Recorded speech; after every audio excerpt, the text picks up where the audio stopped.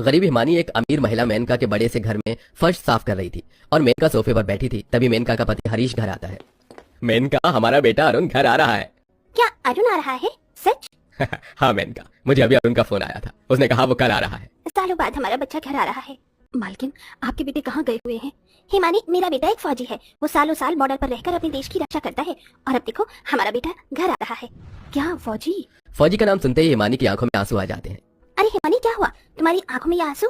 मेरे पति भी फौजी थे मालकिन। क्या तुम फौजी की पत्नी हो और तुम्हारी ये हालत? ये कैसे हो सकता है? हिमानी 2 दिन पहले ही मेनका के घर नौकरानी के काम से लगी थी। ये बड़ी दुख भरी कहानी है मेम साहब। मुझे बताओ हिमानी, ऐसा क्या हुआ था तुम्हारे साथ कि तुम्हारी ये हालत हो गई? पिछले 10 अगस्त की बात है मालकिन। माँ, पिताजी कब आएंगे? बस आते ही होंगे बेटिया तेरे पिताजी। उन्होंने कहा था वो 5 बजे तक आ जाएंगे। पिताजी जल्दी आइए, हमें बहुत सारी पतंग तिरंगे मिठाई और खिलौने खरीदने हैं। हिमानी अपनी 5 छोटी बेटियों रिया, दिया, कोमल, पायल, अनीता के साथ अपने छोटे से घर में बैठी अपने पति के आने की राह देख रही थी। तभी थोड़े समय बाद हिमानी का फौजी पति आनंद फौजी के अवतार में घर आता है। ये पिताजी आ गए। ये पिताजी आ गए। ए। 5 बेटियां अपने फौजी पिता को देखकर बहुत खुश होने लगती हैं। आनंद एक फौजी था। वो सालों साल बॉर्डर पर रहकर अपनी ड्यूटी करके अपने देशवासियों को घुसपैठियों और आतंकवादियों से बचाता था। आनंद हर साल की तरह इस बार भी 1 साल बाद अपने परिवार के पास आया था।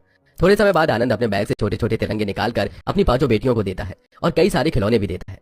वाह पिताजी, आप तो कितना सारा सामान लेकर आए हमारे लिए। हिमानी, इस दूसरे बैग में मैं गांव के गरीब बच्चों के लिए खिलौने, कपड़े और काफी सारा सामान लाया हूँ। हर साल की तरह इस साल भी हम स्वतंत्रता दिवस पर गांव के गरीब बच्चों को ये सब सामान बांटेंगे। आनंद और उसके परिवार वाले हर साल स्वतंत्रता दिवस पर गांव के गरीब बच्चों को पतंगे, कपड़े और खिलौने उपहार में देते थे।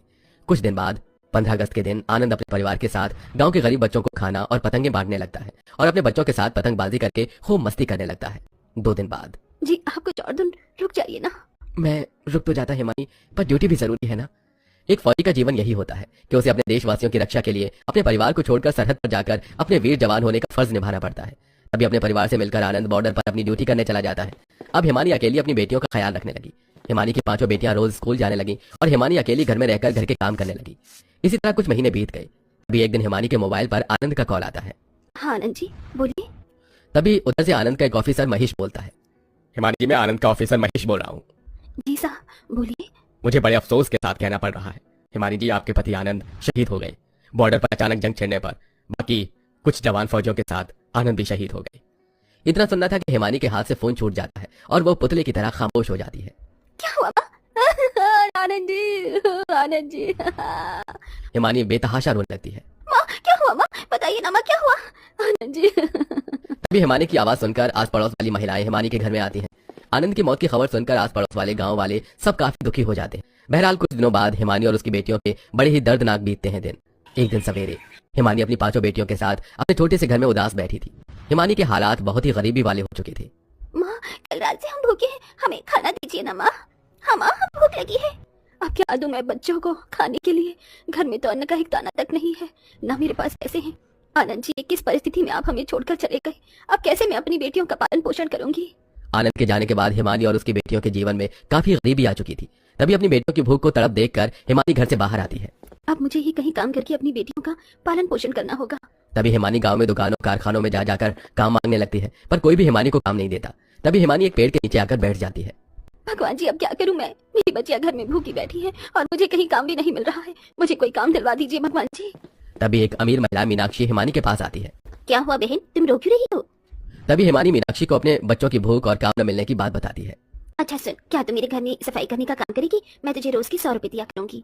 बहुत बहुत धन्यवाद आपका बहन। तभी मीनाक्षी हिमानी को अपने बड़े से घर में ले जाती है और उसे 100 रुपए देती है। जिसके बाद हिमानी उसी समय से मीनाक्षी के घर सफाई का काम, नौकर काम करने लगती है।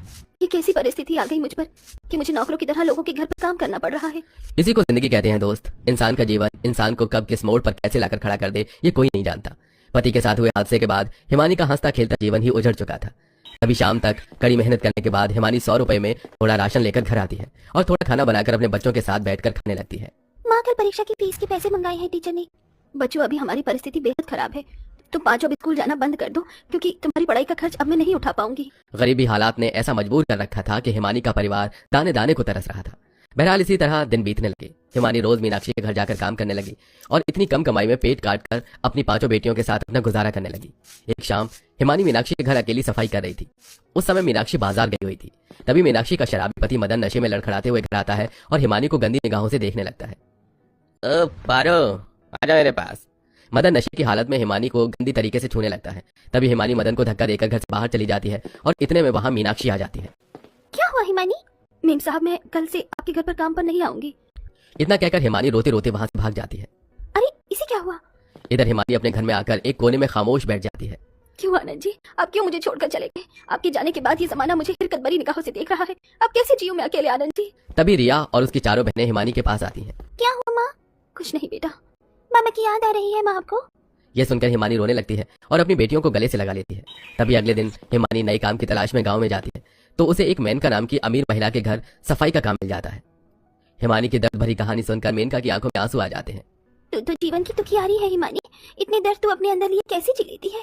क्या करूं मालकिन, रोना तो बहुत आता है, पर बच्चों की मासूम बेबसी वाली सूरतें देखकर मैं अपने आंसू और दर्द का गला घोट देती हूँ।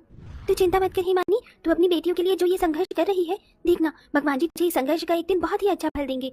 अच्छा सुन, मैं तुझे एक सिलाई मशीन देती हूँ, तू मेरे घर काम करने के बाद लोगों के कपड़े सिलने का भी काम कर, तेरी अच्छी खासी आमदनी होगी उससे।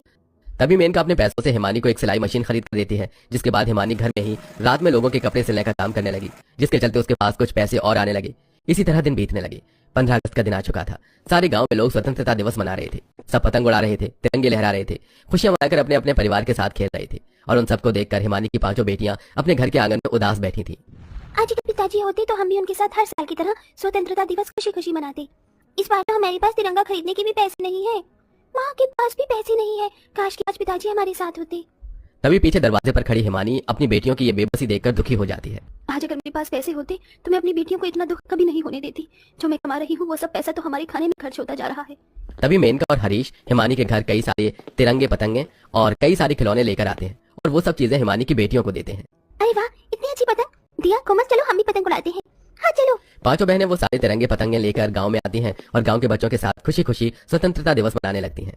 साहब मालकिन, मेरे बच्चों के चेहरे पर इतनी खुशियां लाने के लिए आपका बहुत बहुत धन्यवाद। हिमानी, हरीश तेरे लिए एक सिलाई का काम लेकर आए हैं। शहर के कारखाने वालों को स्कूल के बच्चों के 5000 ड्रेस सीकर देने हैं और ये काम हम तुझे दे रहे हैं। ये पूरे 2 लाख रुपए का काम है। हम शाम को तुझे कच्चे कपड़े लाकर दे देंगे। ये रहे एडवांस में 50,000 रुपए, बाकी पैसे काम होने के बाद हम तुझे देंगे। ये सुनकर हिमानी बहुत खुश हो जाती है। उसके बाद हरीश हिमानी को कपड़े, सिलाई का खूब काम देने लगता है और हिमानी पूरी लगन से सिलाई का काम करके अपनी गरीबी दूर कर दी गई और अपनी बेटियों को अच्छी शिक्षा और अच्छा खाना देकर उनके साथ खुशी खुशी अपना जीवन बिताने लगी।